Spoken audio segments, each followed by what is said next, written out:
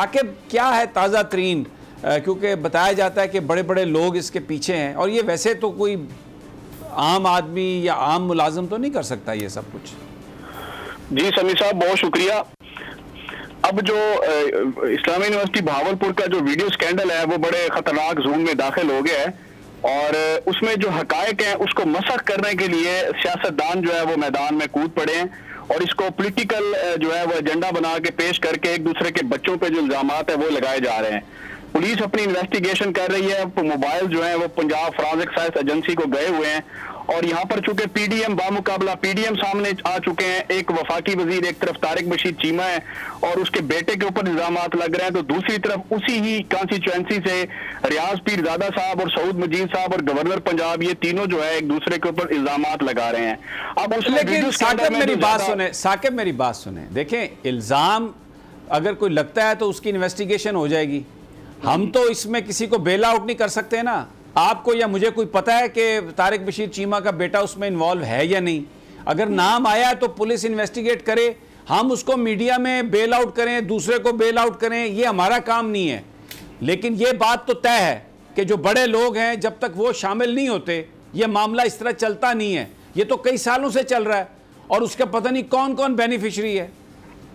समी साहब, जो वालदैन है बच्चियों के, उनका ये आज मुतालबा था। पिछले 3 दिन से हम ये स्टोरी मुकम्मल तौर पे कवर कर रहे हैं कि सुप्रीम कोर्ट ऑफ पाकिस्तान इसका सोमोटो नोटिस ले।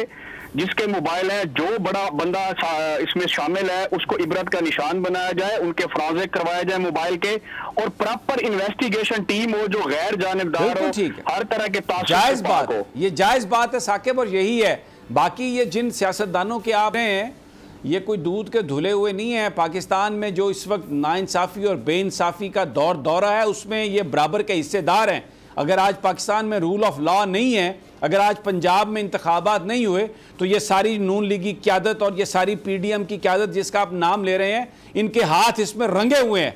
ये कोई सिर्फ एक बंदे ने कोई इलेक्शन थोड़ी रोका है, ये पूरा ग्रुप है जिसमें गवर्नर भी है, जिसमें वज़ीर आला भी हैं, जिसमें वज़ीर भी हैं, जिसमें ये सारे बड़े बड़े खानवादे हैं। इन्होंने ही तो रूल ऑफ लॉ को रोका हुआ है। तो अब अगर ये हम इस कहें कि ये इनकी लड़ाई है आपस की और ये सियासत शुरू हो गई है, तो हम ये नहीं करेंगे।